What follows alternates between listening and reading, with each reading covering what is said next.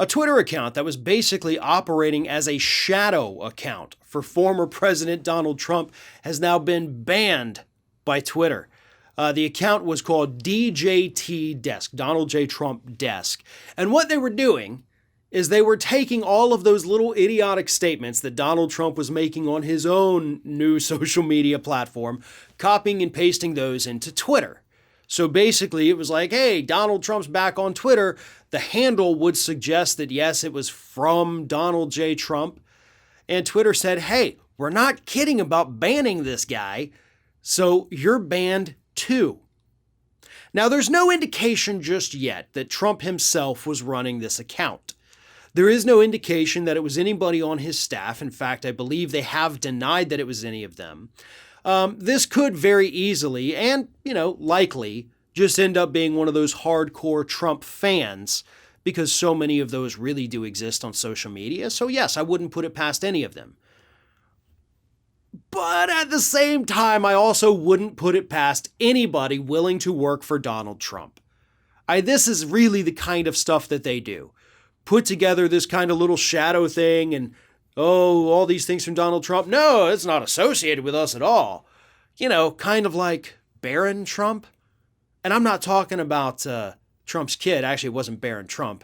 I'm talking about the pseudonym that Donald Trump used to use way back in the day to talk to reporters and act like he was his own, press guy. Trump's done things like this before in the past, so again, we cannot at this point completely rule out that maybe he was doing it himself.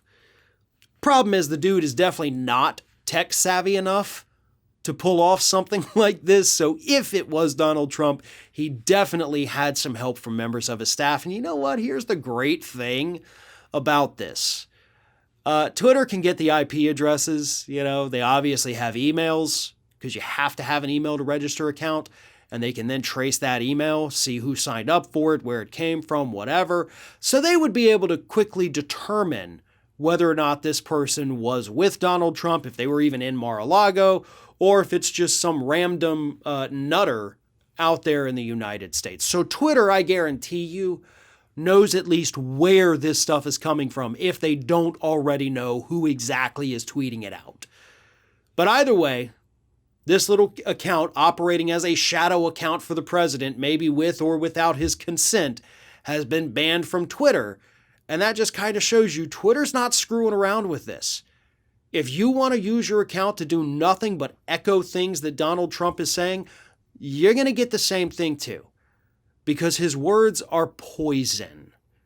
And Twitter understands that now. And no, I have no problem with banning a fascist from their platform. Now, Donald Trump's mentions on Twitter have declined 90% since he was banned. 90%. Obviously, a lot of that has to do with the fact that he is no longer president of the United States. But if he knew that number, he would certainly want to do whatever he could to get back on that platform, right? Keep his name out there, because that's all he has. All he has is that name. That's his brand. That's his moneymaker. And if that brand starts to die, then he loses any and all influence, power, and perhaps even money that he's ever had. So, knowing all that, I wouldn't put it past him to do it, but there's plenty of loyal Trump crazies out there who would be more than happy to do this too. Thanks for watching, and if you like what you saw, don't forget to like, comment, share, and most importantly, subscribe to our Ring of Fire channel here.